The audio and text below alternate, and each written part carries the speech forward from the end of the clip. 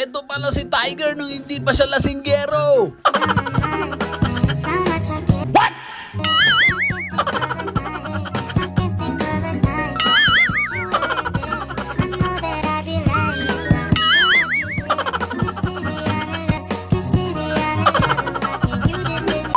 Buti na lang talaga napigilan mo yung body.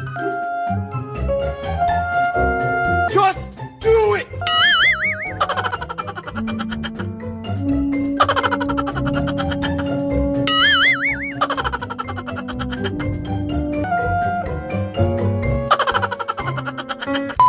Binato ba naman eh, kaso nga lang doon napunta.